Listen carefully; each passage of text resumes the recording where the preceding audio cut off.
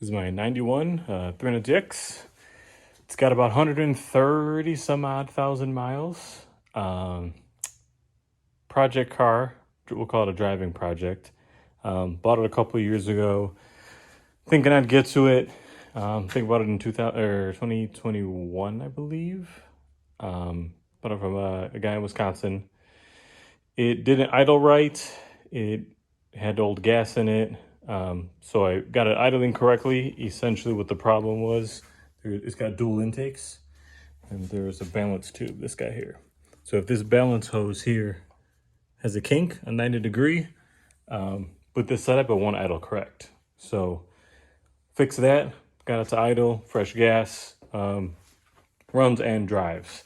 As you can see, it wasn't an accident. I do have some accident pictures.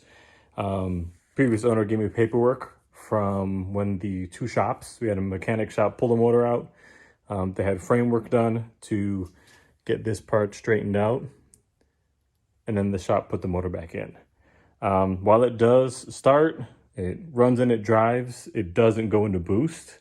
So if you give it gas, RPMs go up just fine. The car takes off just fine. It just, as soon as vacuum starts turning into boost, it just flatlines, right? It doesn't go into boost at all. Not sure why, never got that in depth into it to figure it out. I know you can't see it up here, but it does have bigger turbos. It's got 555 injectors in it. You see it's got the blow-off valves, the HCAS blow-off valves up here. You can see that it was pushed in. If you look at this guy here, if you look at this one, you can see it's kind of scrunched in. This pipe was pushed up a little bit. It does have a coolant leak. I believe it's not necessarily here. I think it's down on the bottom. Very small coolant leak. It does have a power steering leak from what looks like the high pressure power steering hose. I do have one of those that I got from Z1 that'll go with the car. You can see the clutch fan's been out. It's got electric fans with the sensor right there. Let's see what else. It has an Apexi AVCR. That's that boost controller there. I think it's gonna be something related to that. Some of the paperwork that shows at the shop that did it before, they ran a test where it had zero PSI off of the AVCR, but when they disconnected it and ran off a wastegate, it went up to 7. So I'm guessing the boost restrictors aren't in there.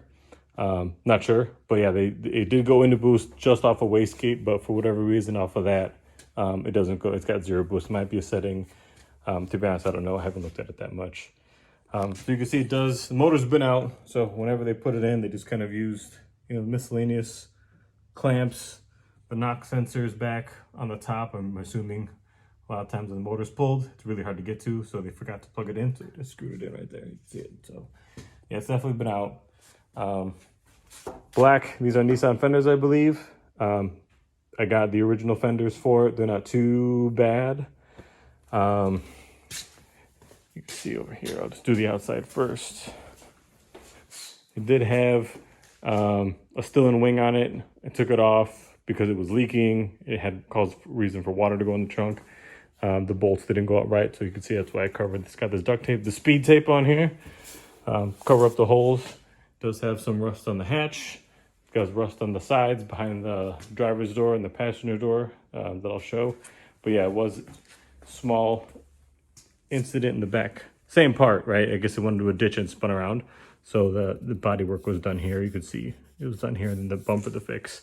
The accident pictures I have will show the damage. It's just right at this area. So yeah, that's that here. Let me show you the rust down here. And then it's got a little bit behind this wheel here. And then it's got some, where was it? Very little bubbles coming up right there. And then a little bit right there. Not sure if it's a clip. I'll put the undershot that I got. I put it up on the lift here. So it'll be either before or after this. But yeah, you can see it's, it needs paint work. It needs some body work. Nothing crazy. Headlights work.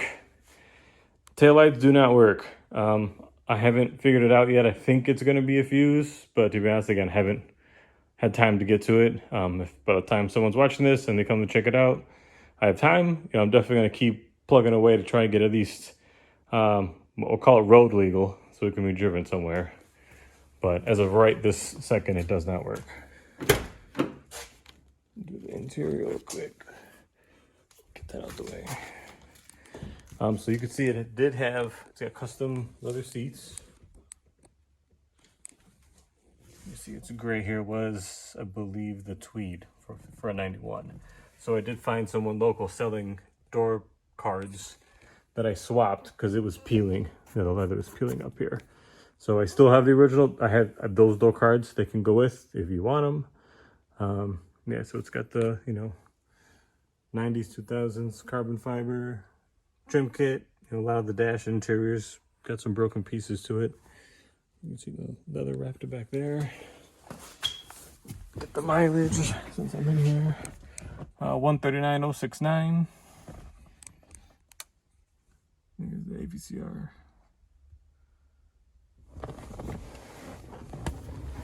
I did rewire the stereo. I got it not working. It's got just some Pioneer speakers in the front that I put in. It's got an amp. It's got a 4-channel amp under here. It can go with. I'm not interested in keeping it or taking it out. It does not turn on. It is not powered up. So front, rear start over. Pioneer speakers in the front, Kenwood speakers in the back, all running off the deck. It's got an aux that I put in. If you have an old school iPod connection, it's under there. I believe it is Bluetooth. I do not have the T-top shades with this car. Does not have original floor mats. The car does drive straight. It gets track straight, but you can see the steering wheel is off. So I don't know if the alignment hasn't been done, but obviously it's, I don't know if they had the steering wheel off after alignment was done or whatnot, but you can see the airbag. I do have an airbag for it. It's in my miscellaneous parts shelf for the stuff I've collected for this. What else? Interior. I don't think there's anything. No, it's got the manual for the AVCR. Dash pretty good. It's starting to get a little ripple right there by the vent. Not there, but there we go. You can kind of see a little bulge happening down there. Nothing crazy. Bluetooth microphone. We pop the hatch.